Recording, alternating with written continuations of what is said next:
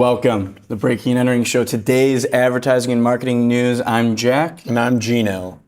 And this is Breaking and Entering. All right, Gino, big day. What do you got for us? How you feeling? Feeling good, Jack. I don't have a national day. I forgot to look it up. Yesterday was National Mac and Cheese Day. Maybe, JR, while we're talking about today's top story, you can look up what national day it is for us and pull it up on screen. It's very important people to know that. But, Jack, how you feeling? Well, first, JR, what do you got? National Hot Dog Day. Hot Dog Day. Hot dog. Hot dog. Hot dog. Freaking love hot dogs. Chicago dog. Come on, Nathan's. Great campaign last year. Our top story is the social media algorithms are changing a little bit. There's some updates we need people to stay keen on. First up, allegedly, Twitter has updated its algorithm a little bit. A little bit of a tweak here. This one's from TechCrunch, I believe, but it comes from Nikita Beer. Beer?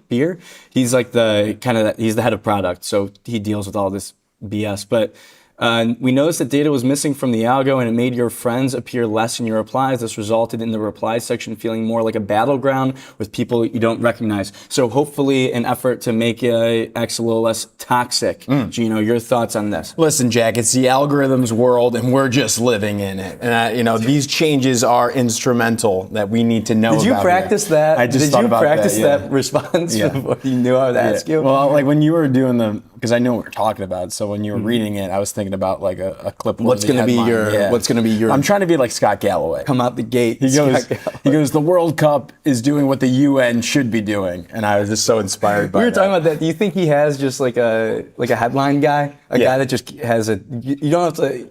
Just I'm Scott Galloway. I'm just like come up with takes. Yeah. And I'll film I can figure out. This is what I want to talk about in general. Help me find a headline here, but.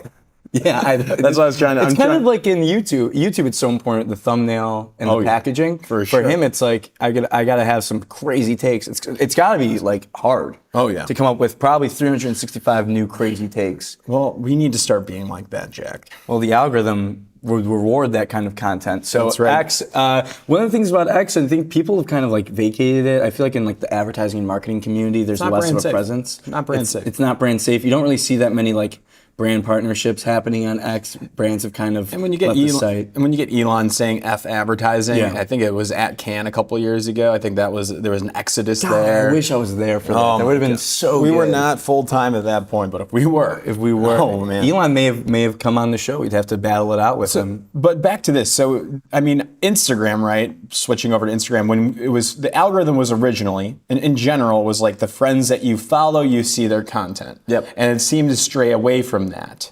It's like just interest-based. I believe that's where Instagram is now. But so now X is going towards this mutual followers, kind of bringing it back to what the algorithm was originally. Is that correct? I think that's kind of the plan. It seems like people are already kind of seeing that it's a little bit better. They're seeing more people that they're like friends with on their timeline as opposed to randoms.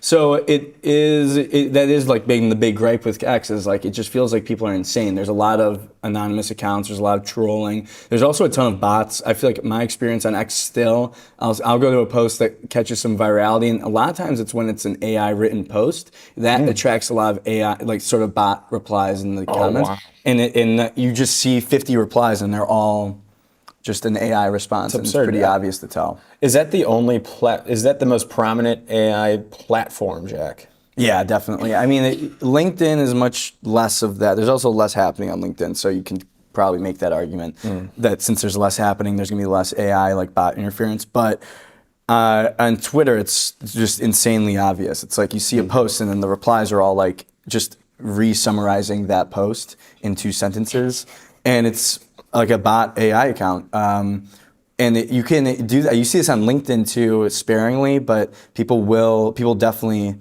have AI softwares or workflows where they are just commenting on anything that's relevant to them in their industry. But I don't think people catch it as much on LinkedIn as they do because people already talk like bots.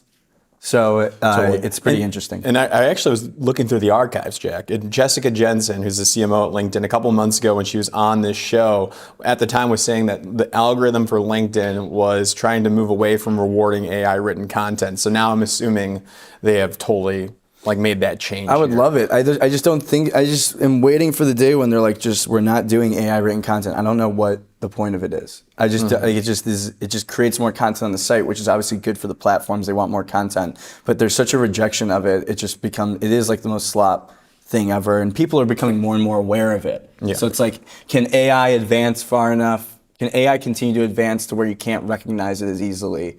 Because right now the gap is closing. Oh, for sure. Of like normal everyday people can now recognize what is AI slop content. Got it. Another thing, Gino, TikTok may have lost some of its juice. Rachel Carton, friend of the program, social media beast, kind of made a little bit of a prediction. Are you around- plagiarizing her right now? No, I'm not. I'm not densuing her.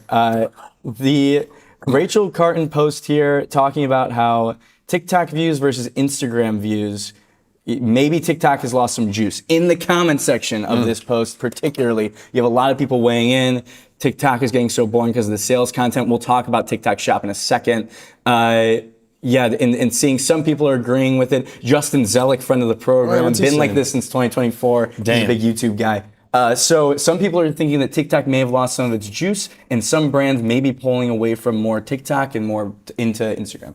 Can you define juice? So like less views, you're saying? Views. Yeah, I think views is Got it. what we're looking at. She, I believe, compared, if you know what Trackstar is, that is, this is a different thing, but she also did this with Trackstar, but the Instagram views were much higher than the TikTok views. Same video posted across the platforms. Raises the question of like, why might that be? Is it even true? But there could be speculation around.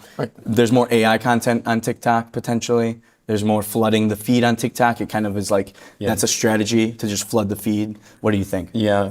I mean, this is a great hypothesis. I mean, I'm still scrolling on TikTok constantly, but this is something definitely worth digging into to see what's going on here. I doom scroll on TikTok. and You do a pretty good job. I don't see you ever scrolling. Well, that's because I'm doing it at night. But you wait till anxiety. bedtime, phone before bedtime?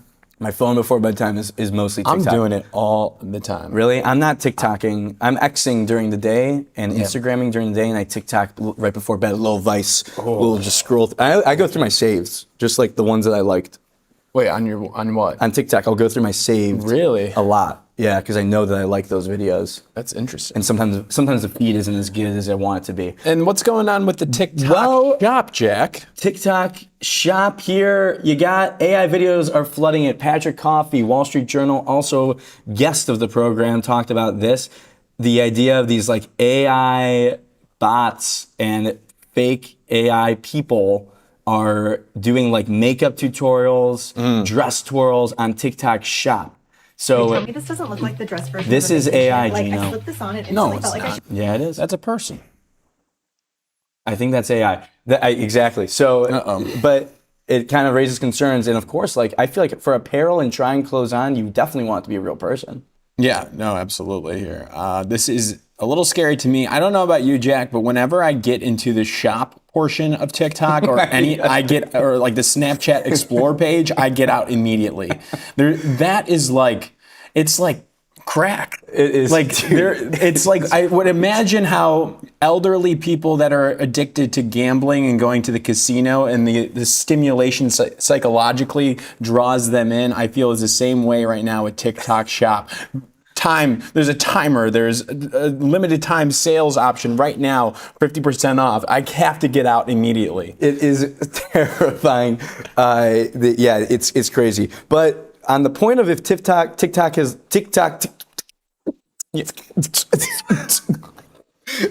has lost its juice, maybe not. Because this live stream with Madonna, 2.1 million viewers on a live stream for Madonna's album launch. So has TikTok lost its juice, Gino? I don't know, because you look at the live.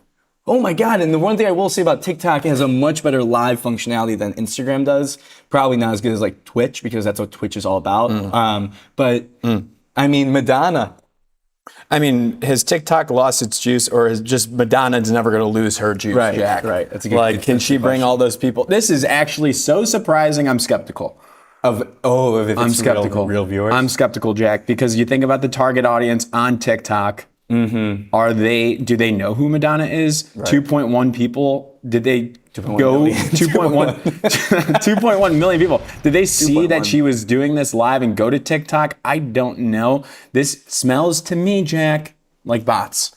Yeah, or maybe TikTok is pushing the scale a little bit. I don't know. Because like on your algorithm, sometimes when you swipe and you get onto like the live. Oh, I get out right away. Again, similar to like the shop thing, but I don't know. I mean, that's speculation. Who knows? Who knows if that's the case? We can't be the ones calling out fake views. I feel like we need to have trust in these platforms. We've never had a fake view, by the way, and we've never boosted on our own content. I want everyone to know that. The people have offered us, like, when you get an Instagram DM, like, we can buy you 10,000 followers, and I'll tell you what, it's like $100. It's tempting. It's definitely been tempting. I almost reported and blocked. I had to buy a couple gift cards for that. Right. Yeah, yes, give it to them. Of course, $500 Walmart gift card. Gino, our next top story before we get into the 2-minute drill is all about this back market ad. Back market is like you can buy refurbished technology through back market. I remember seeing some of their Subway ads. Oh yeah. But this is kind of wild. They worked with Mother, and the whole ad is essentially the founder of Back Market swears on his mom's life on a warranty guarantee for Back Market. Do we want to play the spot? Yeah. If you want to listen to it, we'll listen to it together. In fact, we don't just promise, we swear on our mum's lives. This is our founder. Hello. And this is his mum, Valerie. I'm so proud of you. And if we ever break our promise, her life is yours. Plant, picture frame, frying pan, lemon, lamp, glasses, safety pin, safety pin, safety pin. This is a joke, no? The Back Market promise. If we break it, Valerie's entire life is yours.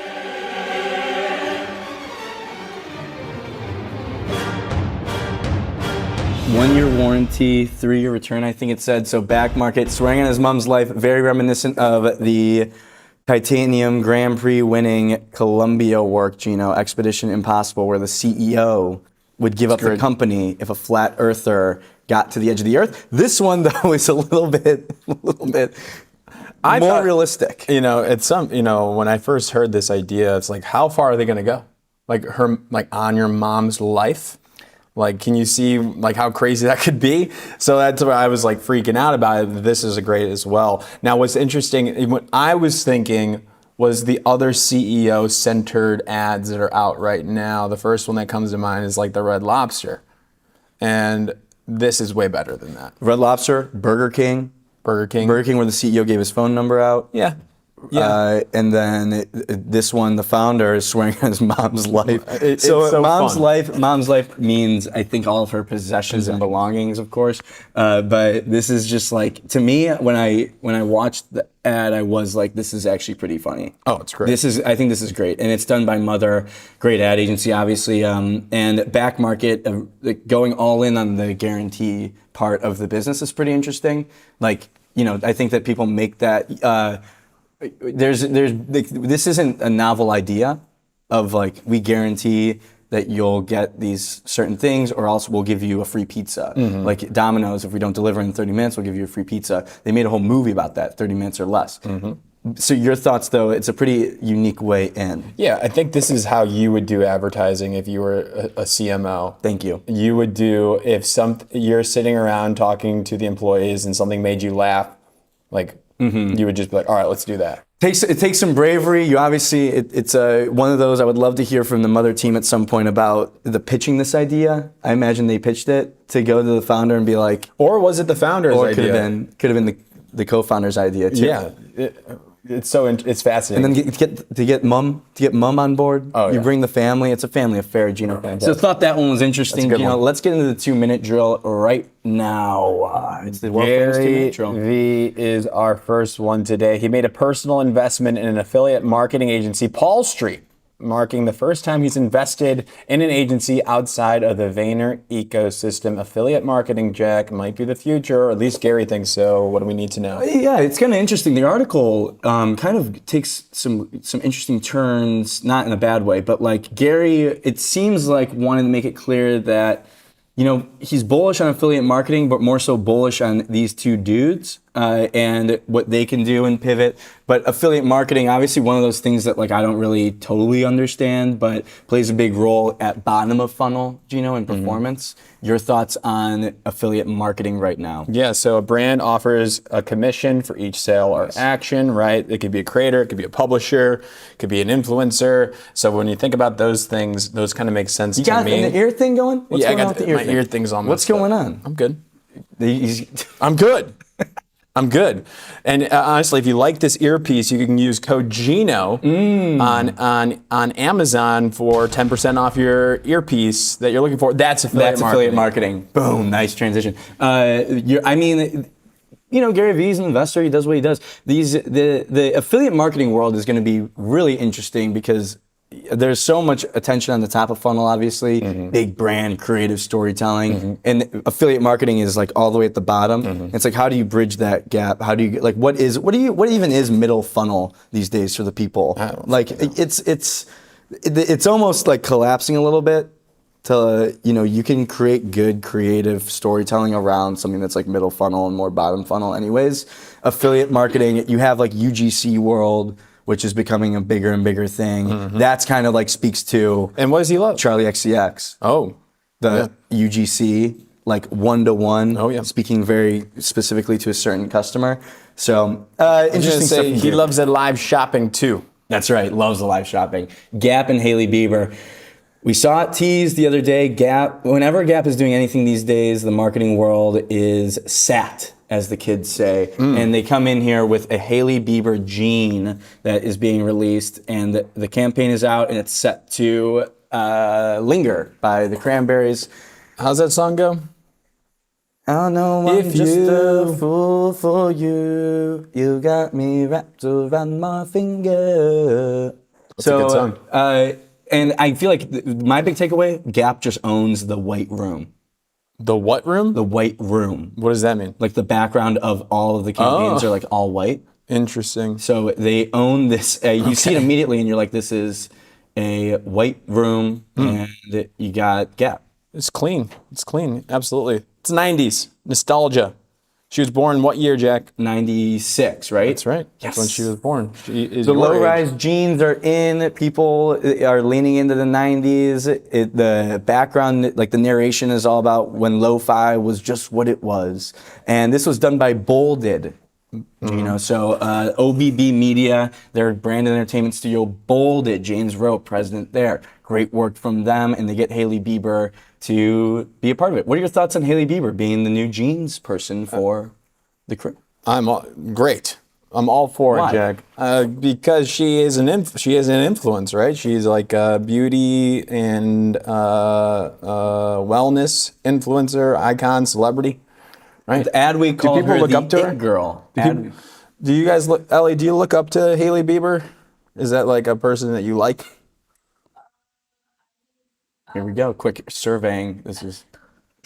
She likes her brand. She likes her brand. likes She her thinks brand. she's She's cool. That's all you And need to know. Gap is a great brand too, and it's working. 10% increase in comparable sales during the first quarter. They're selling more, 10% Yeah, more. Gap's winning. Gap's winning. Who else is winning? Potentially. Subway takes Emmy nomination. This is what we call a signal in the biz, Gino. You have a YouTube like social media first creator content being nominated for an Emmy, for a primetime Emmy here, and Kareem and the team. What a moment. I mean, kind of a wild, they call it a surprise nomination, but Emmy is of course like, and it's for the outstanding short form comedy, drama, or variety series. I got the list here. Yeah. And all I'm going to say is Subway takes better fucking win. Because I'm looking at Bad Thoughts, Colbert Before Air, Fox Splains, Randy Rainbow Show. No disrespect to all of them, but there are no Subway takes. I've never heard of any of those. There are no Subway takes. We're gonna find out how because we talked about the commercials, the outstanding commercial nomination, and we're talking about Kim Gehrig, who's nominated for 2 of them. She's coming on the show soon. That is judged by a peer group, but this one I believe was probably judged by like the actual the Academy. Is that what it's called? It's gotta be the called that, Academy. yeah. So pretty interesting. We'll see. But if it doesn't win, then this shit's rigged. It's right? rigged. I mean, it might be rigged. I don't know. But it definitely, Subway Dig should win. I mean, how do you not like Kareem?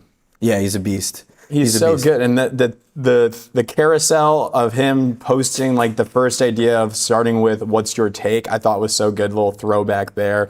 He's just we're growing with him. The parasocial relationship. I think everybody loves this guy. Well, I think it's also like TV is YouTube at this point. I feel like this is like solidifying it. Obviously, like people have been talking about it for so long, but now it's becoming more mainstream. Like YouTube's biggest bet, and like Netflix is doing the same thing now to like take over television. What used to be TV channels are now just YouTube channels, and getting people to like treat it that way. This is just another step in the signal in that probably another 5 to 10 year uphill battle. It's amazing. Jake Shane is ripped. Let's talk about this. Let's check this out. Jake Shane is teaming up with Aloe. Jake Shane, the host of the Therapist podcast, and don't laugh.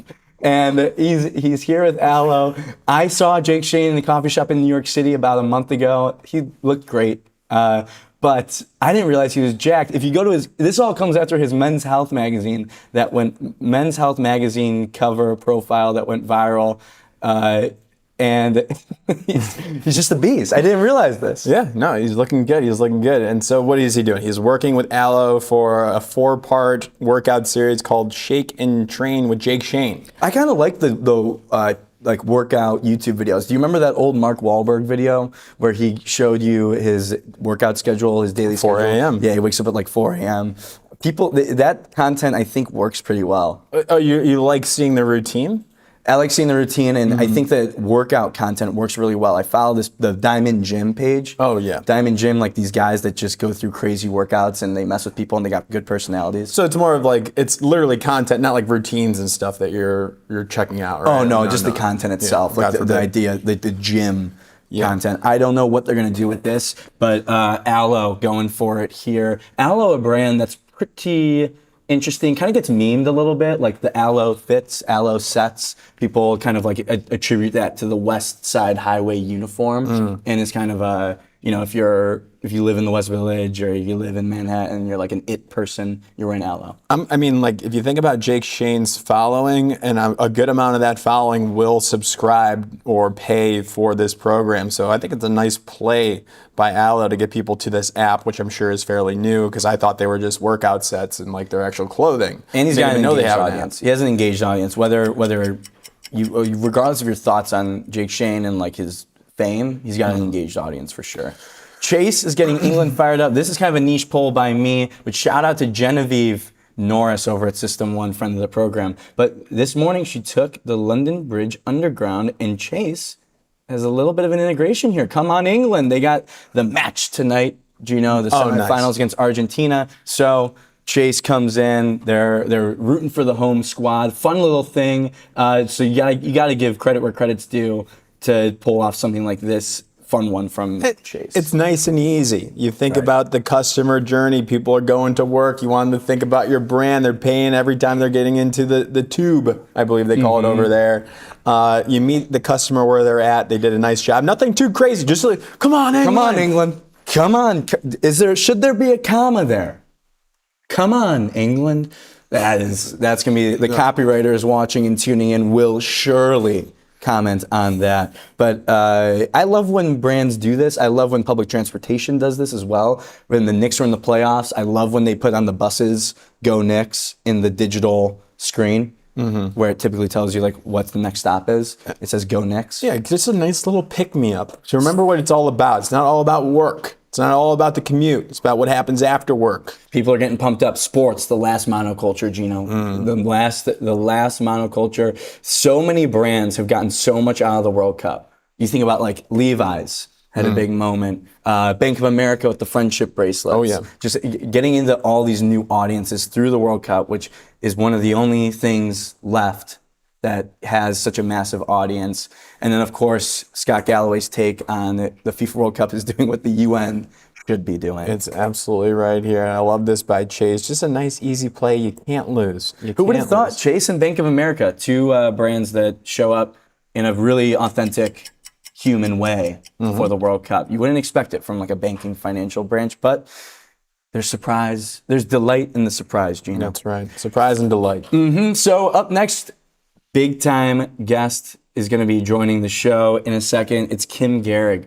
commercial director. She's an Emmy-winning commercial director, but this year she's got 2 Emmy nominations, one for I'm Not Remarkable for Apple, and then Levi's Backstory, which was the Super Bowl ad. Best director in the game right now. I have a chat going on with some of my friends in advertising, and they're all so excited about this interview. We are so excited to have her on. Kim Gehrig, welcome to the show. Hello. Hi, Kim. How are you doing? Good. How are you? Doing great. Thanks so much for joining. So you just were nominated for 2 Emmys. How do you feel? That's got to be exciting. Very exciting. I really didn't expect it, I have to say. It's kind of the big one, isn't it? You feel really like proper with an Emmy nomination. Of course, that's what we were talking about. It just hits different. You know, there's a lot of things that you can win, a lot of awards out there, but something like the Emmys, it just feels like it's gotta feel different. So Kim, when the commercial's out in the world for the first time, or like, do you have any sort of prediction or understanding that this commercial will be Emmy nominated? Oh, I'm not thinking about that at all. Mm-hmm. Usually I release some work and then hide under a desk for as long as possible until someone tells me it's not a disaster. That's usually what I do. And then, yeah, the Emmy nomination thing, I had no idea. And then a friend of mine also got nominated and he texted me. So I was like, that's how I found out. Oh, that's incredible. Is it, are you talking about Mr. Malloy? Mr. Malloy, I'm talking about. So 2 Australians, we support each other, and I was like the Aussie takeover. Yeah, I was going to ask about this. Why are Australians so good at making and directing commercials?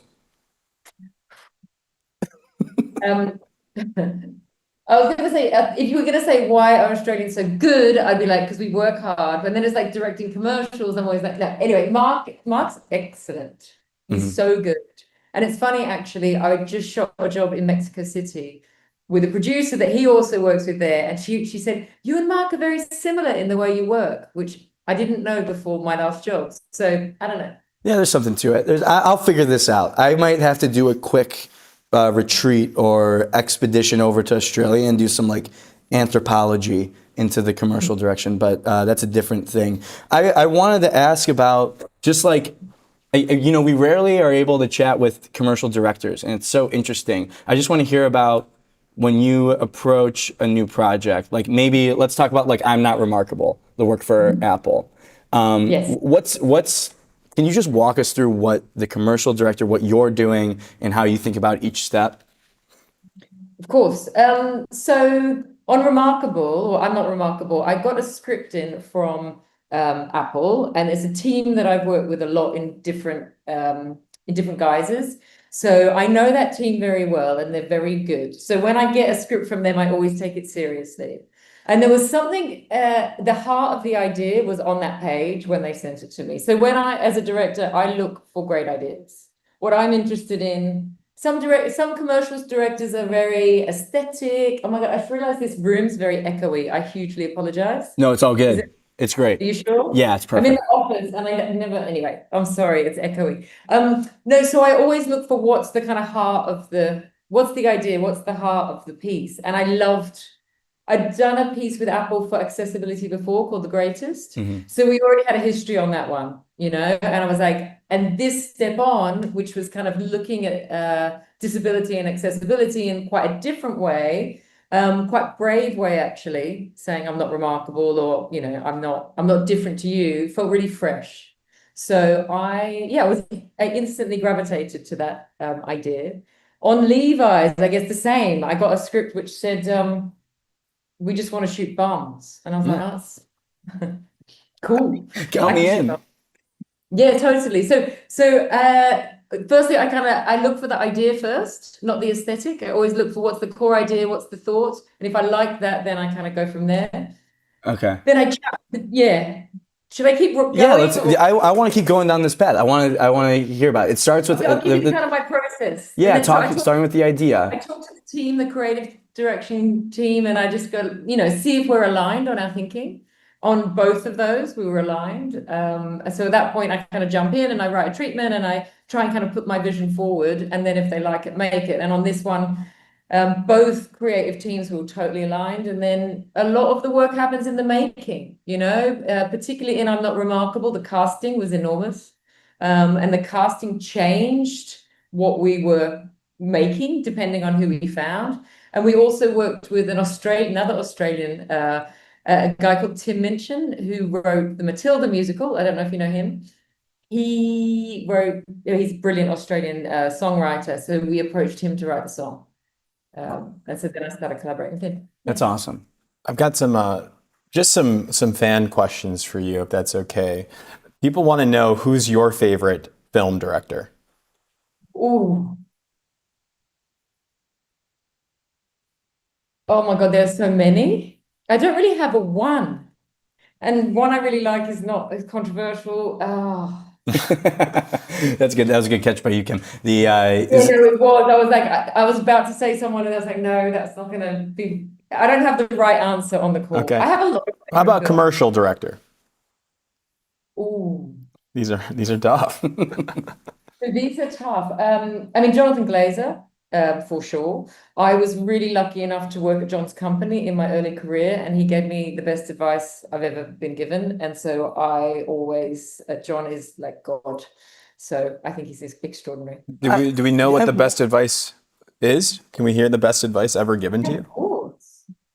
Of course. So when I remember I had my first music video treatment, and I had this kind of bad little deck, and I took it to John and I said, how do I make this? And he looked, and I was like, sort of strategizing in it. And I was like, and at the time I was like, what kind of director am I going to be? And here's my treatment. And like, should I be the female Spike Jonze, or should I have a bit of darkness like Chris Cunningham, or should I be clever like Gondry? And that was my going to Glazer, quoting other directors as well was bad form. But he was like, do not strategize the kind of director you're going to be. He said, make the work, and the work will tell you who you are.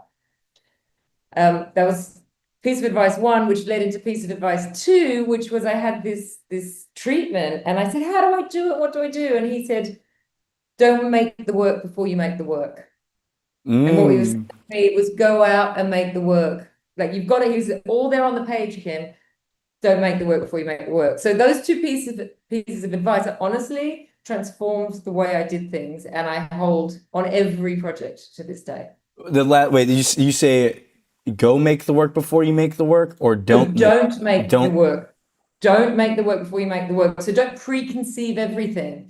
Be alive on set, and be alive to what you find in the making, rather than really really kind of go out too in a box. Interesting, because I feel like there's so many different strategies. There's sometimes you hear about directors talking about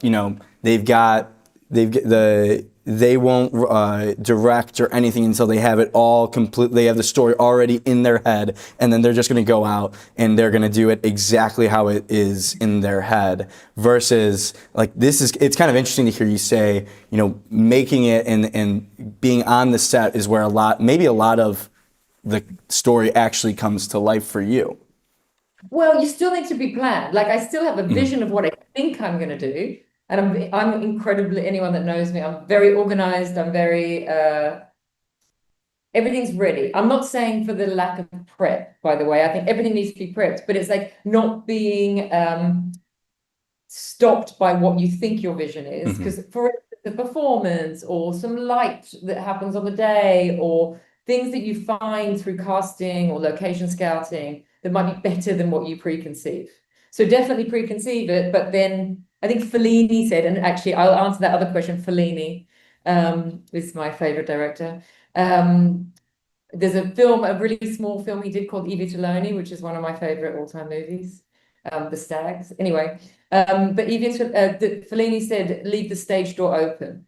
And I guess that's what John meant as well, which is go in and make the film you want to make, but leave the stage door open. Something might come in.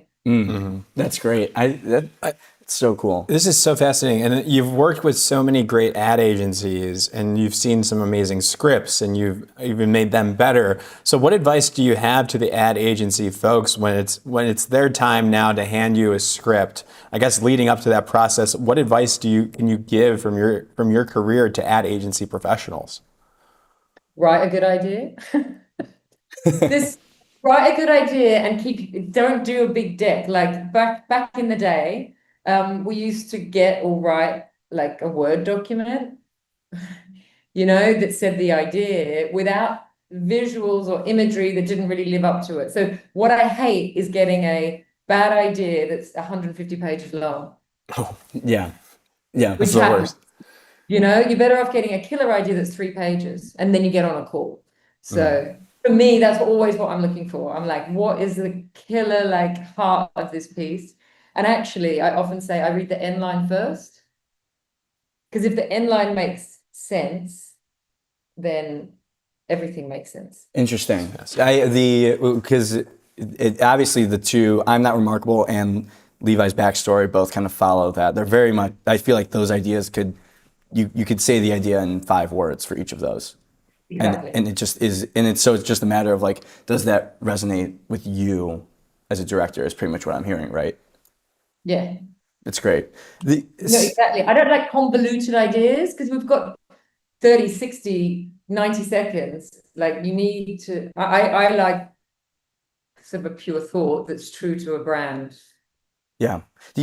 How does one become a commercial director? That feels, I mean, I know it's a dumb question, but I want to know, I'm curious, how do you get to this point of becoming someone that directs commercials? Question. Oh, it's weird. It's weird. So I grew up in Australia. I probably, in my heart wanted to be a painter, but going into, art in the late 90s, my parents wanted me to have a career of some kind. So I ended up doing this, what was called visual communications course, which seemed like it was art-based, but had vocational, you could see a path to a job, I guess. Coming from quite, a teacher and an engineer were my parents and, need to see the job. So I went into that and I was lucky enough actually to do an exchange program to Central St. Martin's, which is an art school in London, which is amazing. And I was there in the late 90s and it was incredible. And it was one of the most inspiring places ever. And film and video was one of the courses. And in, I think, 3 years above, with some like hammer and tongs with 3 years above, and they did sing. So Garth Jennings did sing. Joe Wright did Atonement. He was 3 years above. Rupert Sanders, who's a commercial director. There's this kind of great lineage from this course, weirdly, and they were all just a bit above me. So I started to see, and it was a bit of a scene in London, the music video scene, and I ended up working as an art director in an advertising agency first, which was Mother back in the day when there was like 30 people there in London. And so I learned a lot of that on the job from, in particular, Robert Saville, who ran Mother. He was an extraordinary mentor for me. And then I was on set of a commercial. And I didn't even want to do commercials, quite honestly. I wanted to do art. And somehow I was kind of it was like conceptual art in London at the time, and ended up in this weird agency called Mother. But I ended up on set with a director. I won't name the name. And we'd written a script, me and my creative partner, Carolyn, at the time. And the director got it wrong. We were on set and we were in the second setup and we realized he didn't understand the idea. He didn't understand what we'd written and he was shooting a slightly different idea. And I was like, he doesn't get it. And from that point on, I was like, I can do that.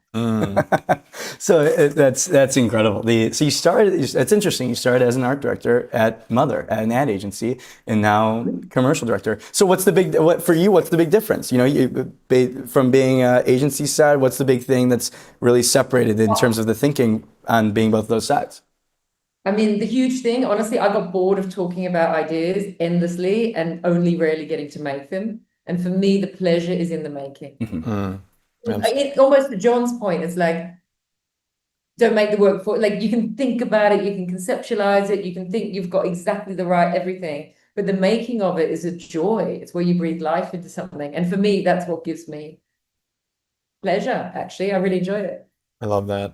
My last question for you is, where do you get like visual inspiration from? Do you, like these legends like yourself, do you go on Pinterest? Do you have boards? Like, where do you house all this stuff?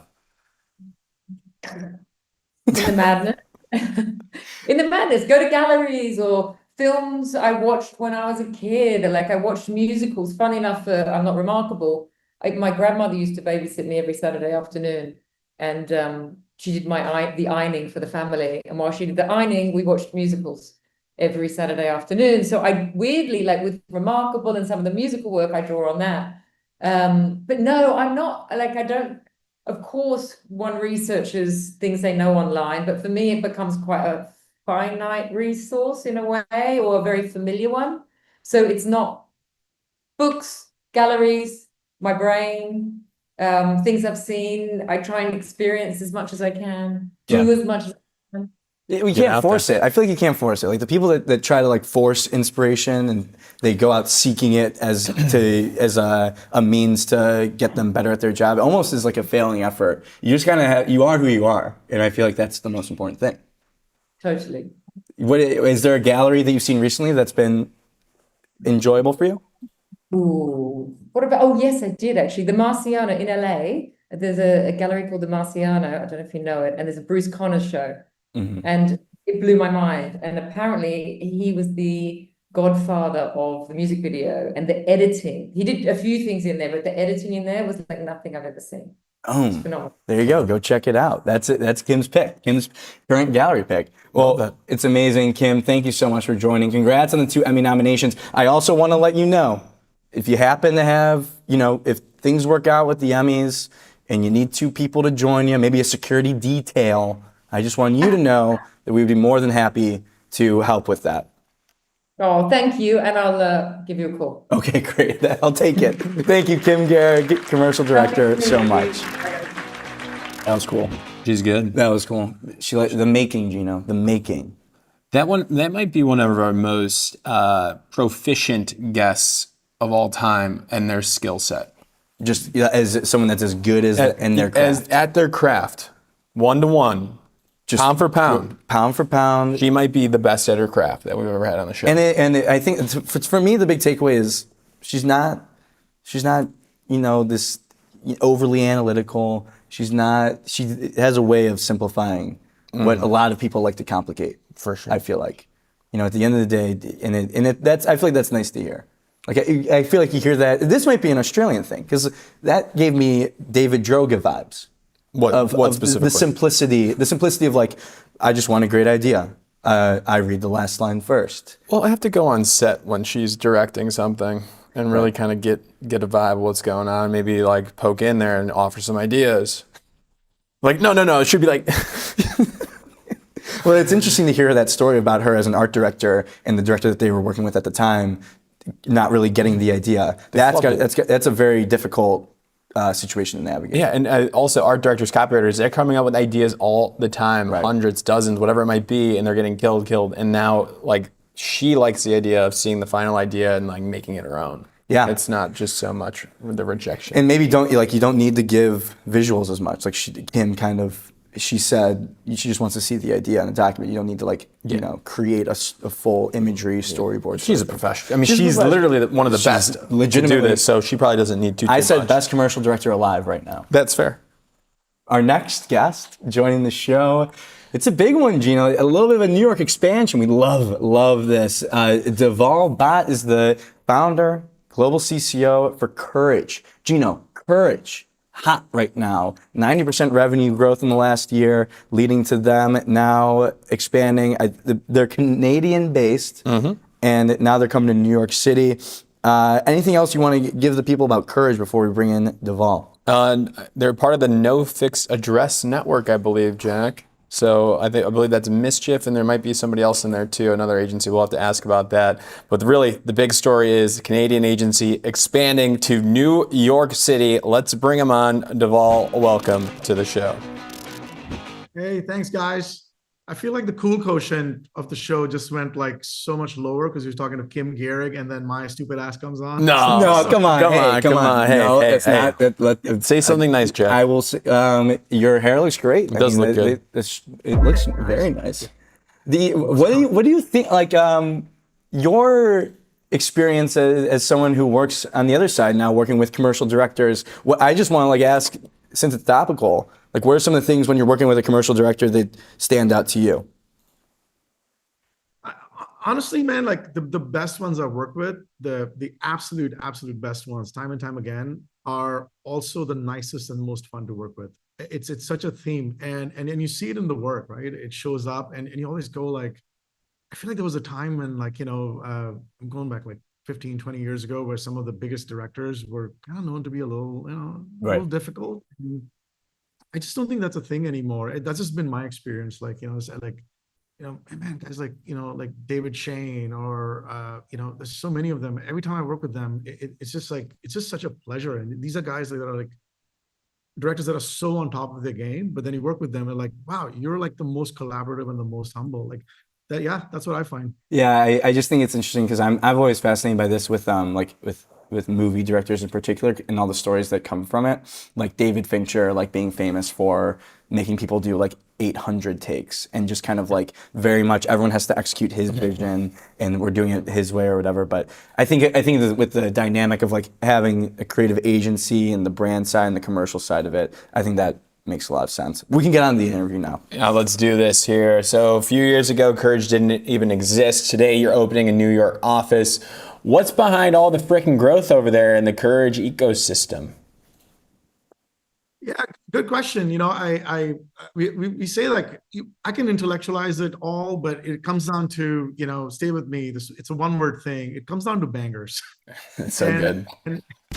And I think you guys use that term too. I feel like I've heard you guys use that. But for those who don't, like unfamiliar, bangers is at Courage what we call. It's just work that we love. We look at it and go like, oh, that's a banger. And a banger is like, man, that's going to be so much fun to make. People are going to love it. Our clients are going to love it. And that's it. And I think that's what it comes down to. What we've found is like, you can focus on all the things like, oh, the head count and we got to grow revenue and we got to do all this thing. Honestly, as an independent agency, the only reason the clients come to us is when they see our work out there and they go, hey, we'd like some of that. That literally is the only reason to come to us.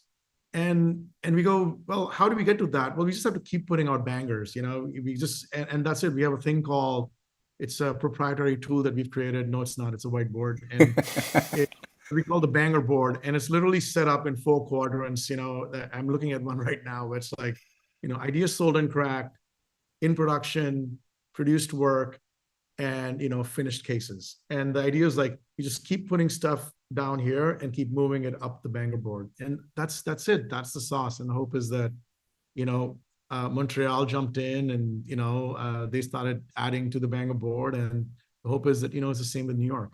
Well, let's hear about a banger that recently happened. You tell us about a banger that you guys are proud of. Oh man,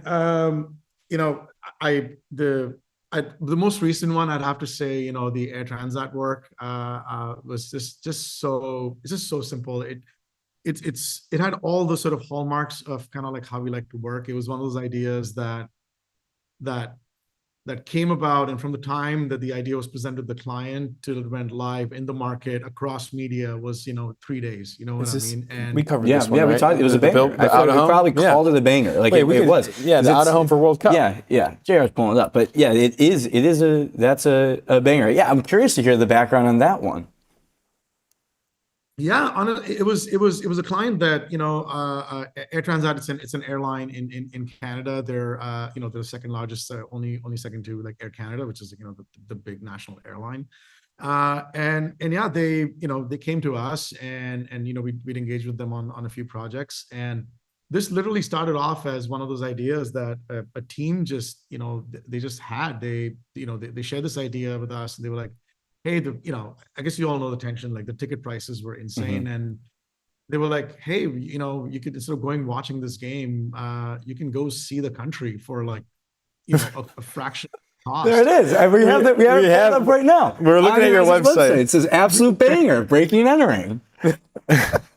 Thank you. And That's the dream right there. you know, but it was so fun. Like the idea was there, and I swear to God, like the team shared it with me via text. You know, the team in Montreal, they were like, "Hey, we have this idea. It's awesome." And I saw it. I was like, "Yeah, it's great." Like, and they were like, "Yeah, we're going to share it with the client." And then literally from that date, and 3 days later, they were like, "Yeah, it's running. It's everywhere. Here's the, you know, the image that we're going live with," and it was all like just happened, right? And I just think, yeah, it literally is how we work. It's one of those, and of course we do the long platforms, and we do that, like, you know, the work we do for like Skip, this big brands, Nescafe, so on. But I truly find, like, even doesn't matter how big of a brand you are, if you have to find ways to, you know, put irons in the fire in culture. You know what I mean? Because you never know what bet's gonna take off, right? And so you have to diversify. You have to show up in different ways, and I think that's one of the things I think our agency does really well. There's a business case for Bangers too, Jack. 90% revenue growth since last year for this agency here, so they're doing pretty damn well. That's what there was obvious. That's the obvious, like, you know, pushback of, like, if you're just like, oh, it's all bangers, and it's like, well, there's also the kind of the, you know, more boring stuff that matters a lot, especially the CMOs, like on the, you know, like performance, down the funnel, all those kind of the things that maybe aren't necessarily like we're going to cover, that aren't like bangers. So how do you pitch it though? Because like at the end of the day, marketers, brands, they're looking for increases in revenue. Like how do you sell in the banger methodology? I mean, to me, it's not a banger if it's not serving, you know, the end goals of the clients, right? Like to me, it's we're not in, you know, we're not making fine art here, you know. We're not making films for just the love of films. It is commercial art, and commercial, you know, is the word that comes before art in a lot of ways, right? Not to get too intellectual about it, but I think that's the number one criteria. We have this thing where, you know, like a great banger is one where you almost you shouldn't have to convince the client to come on board. I say this a lot, right? Where I think sometimes agencies, even in the language that we use to talk about clients, it's like, oh, we just got to get this one past them, you know, oh, we just got to like get this one through. You talk of clients like they're goalies, and I kind of imagine if you know, reverse the roles, and if someone was trying to get one by you, you immediately have your back up. If you treat it like a goalie, you start protecting, right? Right. And we have this thing, clients aren't the goalies. I always say this, like, it's, first of all, it's their money. They're the custodians of the brand, and they're the final sign off. If anything, to continue down the sports analogy, they're the ones who put the ball or the puck in the back of the net. So they're the forward. And our job is to line it up, make it so easy for them to say yes, and just like tap it in, right? And as I said, so if you have a killer idea, a banger, you know, that doesn't serve what their end goal is, what their purpose is, whatever it is, whether it's like, you know, it's just, that's not going to make it easy for them to say yes to. One of the very fitting that the Canadian-based agency would use the hockey analogy there. Of course. Especially amidst when soccer is the number one talked about sport with a goalie right now. No chance. We're going with the hockey analogy. I believe the number one's I tried to do the soccer thing. I said goal, but like in the end, like, yeah, shit, it became a puck. Well, I mean, it's pretty impressive. You know, like this is obviously the Air Transat work is based on the FIFA World Cup and soccer. So, you know, they got range. I was going to say, isn't lacrosse the national sport of Canada, or am I mistaken there? What is up with that? Well, Like, JR will let us know. That feels like a myth. I feel like that people We need to look that tried up. to make that a thing, and it doesn't feel like it. I mean, hockey. It's hockey. It's got to be. Like, I grew up in India, right? And I was born and raised there. And I mean, you'd think cricket, right? This is crazy. Look it up. I don't know if it's changed, but when I was growing up, the official sport of India, the national sport, was field hockey.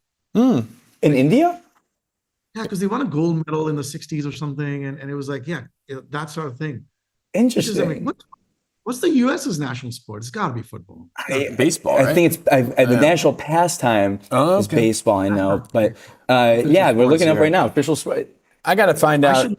should know this now. You know, like this is. Yeah. No, there is none. There is none, but it's America's pastime, baseball, pretty much. Let's talk about why New York. Why right now? Did you win a new piece of business that you're not telling us about that is somewhere located in New York? Therefore, you need to open up an office. No, I mean, yeah, when it comes to that, you know, we've been working with, you know, a few clients in the States, and, you know, a few more we'll be working with. So I can't really get into that. But I'll say this, we always believe this, that, to start an agency, you always ask like, why another ad agency, right? I'm sure everyone has that question. But on the other end, the way we look at it is that, you need a really compelling event. And I think there's nothing more compelling. And that's how we've opened, how we started here in Toronto, how we started in Montreal. And we find that the biggest compelling event is when you find the right people. And yes, we've been very fortunate to be on the good side of momentum. You know what I mean? Like a lot of things, a lot of wins, a lot of clients interested in what we bring to the table, awards, all of that. But end of the day, it really was about, it was about finding Steve, Mina, and Pauline, right? Like it's a talent business. It's all about people, and when you find the right people, in our experience, that's always been a good reason to go somewhere. Like, we actually looked at, multiple places, even in the States. We were very sort of open to, because the way we see the US is, it's a big place. Like clients are really spread out. They're all over, like everyone's on planes all the time, right? We've got business hubs in Chicago and Atlanta, even down in Miami, right? And so we looked at all of these places, but end of the day, it came down to the talent, and and the best people were in New York. So that's why New York. We're like, hey, it's good enough for them. It's their home, and it's also just New York. Yeah. I can't argue with that. Why now? It's like honestly, like we just found the right people, and so now was the time. So what is it about Steve, Mina, and Pauline for the agency that made you say this is the trio, this is our big three that we're going to go and take New York with? Oh man. I mean, let's talk, there's the table stake stuff, right? Actually, it's not even table stake. I don't mean to diminish it. Right. What I mean is, of course, this, you're talking to people that have all the creds and the pedigree, right? Like between the two of them, the guys have won like, multiple Emmys, been nominated like 8 times, which is, I think, ridiculous. Worked on big brands, AT&T, NBA, have won Cannes Grand Prix. And Pauline, like, her creds are like, she's literally like done the thing that we want to do, like, taking a startup, from like 3 people to grow to like, a strong presence. You guys know the story, Tom Brass, it's incredible. And so the creds are all there, but really, I think what it comes down to, for us, and because they're business partners, they're not just like, and when you get into business partnership, you guys know it, like, it's got to be with people that you actually genuinely get along with. And I think that for us, that was the big difference maker. Like, I say this, like, every 1-hour conversation that we set up with them ended up being like 2 hours, and I'm pushing meetings all over the place too, because I wanted to just keep talking to them. And all of us, Nikki, Tom, Joel, myself, like, every time we talk to them, we just hit it off. Like they're just our kind of people, and but at the same time, they bring the New York, sort of sensibility. I truly believe you can't go to a market without people that don't understand that market, and that's it. Yeah, they're just great people. Great to hear. Well, it's exciting. Gino, anything else from you? No, but some fun things here. If Courage New York had a walk-up song, DOA by Jay-Z would be it, Jack. Why? Why, Dhaval? It's just a vibe, I really thought about this. We had a few that were going on, but I was like, no, it's Jay-Z. I mean, shit, I've been listening to, Jay-Z all yesterday, I was like, man, he's so hype. And DOA, it's a banger. It's a banger. It was like my fight song. Like if I was ever in a boxing match, I was walking up, I was like, that would be my song. And I was like, yeah, it's a banger. It's Hova. It's a banger. Of course it is. Well, hey, it's fantastic. Congrats. You all are headed to New York, and congrats to the crew and all the momentum at Courage. Appreciate you taking the time to join the show, Dhaval, and excited to see some more bangers from the crew. Thank you, guys. Thank you so much, and congrats to you on all the amazing, groundbreaking success that you guys are having as well. It's terrific stuff. Thank you so much. Boom. That is the show, Gino. Pretty good. Pretty good. What's up? Yeah, what? What's up, dude? Don't patronize me. Is this DOA? I feel like, yeah, JR's got it going. This is the walk-up song for Courage for New York. I love that we were in their website. Yeah, that was cool. That was badass. Anything else from the show, Gino, that you want to talk about before we let the people go? No, feeling good here. What was your favorite 2-minute drill topic today? Oh, thanks for asking. I like the Subway Takes Emmy nomination. Oh yeah. Subway Takes gets an Emmy nomination. I love the Emmys. Those awards, they just hit different. I want to get an EGOT. What? EGOT. What does that stand for? Is it Emmy, Grammy, Oscar, Tony? Tony. What is the advertising EGOT? Oh, that's good. Can Lion, a D&AD pencil. Yeah. One show. Clio.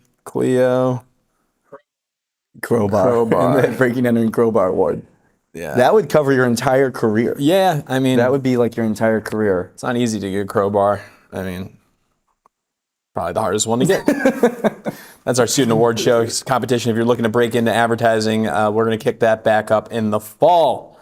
It's a student competition. You can enter. You get onto the podcast with the guest judge. It's a CCO of a large ad agency. Great accessibility. That's good ad read. We got a couple big sponsors. kicking out What next the week. heck? For an my advertising God. show, I don't see any ads on here. Just wait. Next week, big time sponsors will be announced. We also have a big time segment coming tomorrow that we're debuting. Recurring segment. Ding ding ding ding. It's Breaking and Ant in the Ring. Anthony Porowski, best known for his work on Queer Eye, is going to be doing a recurring segment with the Breaking and Entering live show, talking about celebrity partnerships, talent partnerships, all that. Probably like on a weekly to bi-weekly cadence. Oh, yeah, but whenever he feels like it. He's going to call in. We're going to talk about what's going on with celebrities and brands and what he's got going on and really whatever we want. Or what he had for breakfast or whatever is on his mind. Brands that he likes. Anthony Porowski. Breaking and Entering, a match made in heaven. New correspondent. New celebrity correspondent Anthony Porowski will be joining the show tomorrow for his debut appearance. Mm-hmm. Yeah, it's going to be fantastic, ladies and gentlemen. He knows his stuff. It's going to be a lot of good banter as well. Ant in the Ring. Breaking an Ant in the Ring. That's all the announcements I have. Stay tuned for new sponsor drop loading. I can't wait. Gino, you got a good quote. I want to make into a quote graphic. Which one's that? You saying it's like crack in reference to TikTok Shop. Yeah. You could see it. The graphics are gonna be so good. It's like in big letters in the quote. It's like crack. Gino referencing his experience on TikTok Shop. Yeah, I get out of it right away. You don't want to try it. I think what we do is you make the graphic, like the front slide is that quote, and it's you saying, it's like crack, Gino, in reference to his experience on TikTok Shop, and then you slide and it's your full clip of you talking about it. For sure. I love it. That's going to go so hard. I bet you other people feel that way too. It's like when I was growing up, like, I don't know if people remember On Demand by Comcast. Like you would have to buy movies, and if I ever got into that, my parents would yell at me. I would have to get out. Like, you can't buy a $5 movie. Yes. There's no way. So if I accidentally click on something, and maybe I'm scarred from my childhood there. Also, do you remember when you would click the On Demand button and you'd be like, oh my God, I got to wait like 5 minutes for it to load? Terrible. It would just freeze your TV pretty much. For sure. But that button was so smooth. Oh, it was the best button. I had a take about the Comcast remote being one of the great physical pieces of advertising. Tactile. Yeah, the best physical. It's such a distinctive. It was such a distinctive brand asset. Yeah, the Comcast remote. I didn't even need to look at it. Like, I could just feel. There's something there. Yeah. I think that's another great Instagram carousel, honestly. Yeah. Is the first slide, is the Comcast remote the greatest product design ever? Absolutely. That or a Nerf football. My hungry ass could not own a Nerf football. I'd take a bite out of that thing immediately. I feel like the so distinct, the Nerf football. Who you got? What you chomping down on? A Comcast remote or the Nerf football? Just gnaw on one of the buttons. Dude, be like your dog. You let your dog in on that? I don't mind that one bit. I guess I don't know how I would frame it though. Like the Comcast remote. The greatest distinctive brand asset. Shout out to System 1. Is the best the best distinctive brand asset in television, or like in electronics, maybe. Yeah. But you could say like the iPhone is kind of like an electronic. Screw it. They got nothing on the Comcast chunker.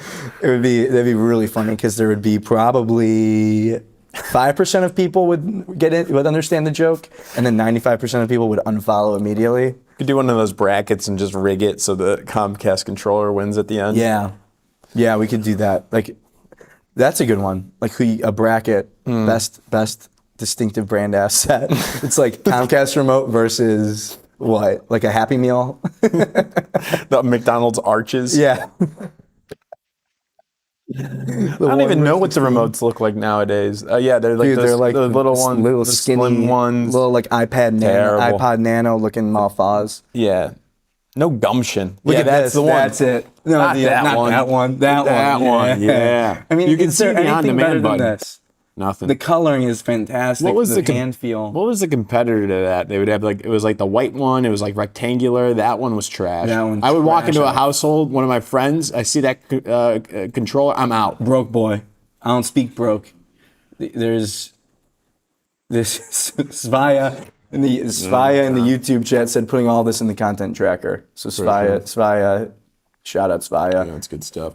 That one is trash. What was the TiVo back in the day? That one was trash. Oh, that one, the other one. Oh, this is like what your grandma had at her house. yeah, This is terrible. That white one, that one sucked. Trash on a stick. Get me back to the Comcast. I need a cleanse. I need to get back. Yeah. Yes. They still make those? Yeah, they still got those. For sure. I think it's the greatest piece of physical branding for an electronics company pre-iPhone.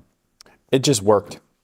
It just worked. That's what you need at the end of the day. The worst is when one of the buttons would stop kind of working, kind of really just thrown on it. Yeah, for sure. Well, that was the Breaking and Entering live show. Thank you all for joining. If you missed it or if you're just joining now, we're gonna this will be live, like the full stream, but also if you don't have the time to watch all this, we post now a 20-minute version-ish of only the biggest news. So it's like the ad news of the day, 20 minutes, everything that we talked about, only the things you need to know, none of the fluff BS that comes up when we just kind of ramble. So stay tuned for that. It'll be out at 5 p.m. Eastern Time. And we are back live again tomorrow at 11 a.m. Eastern Time on YouTube, LinkedIn, and X. We'll see you then. Thank you all for joining. Good night.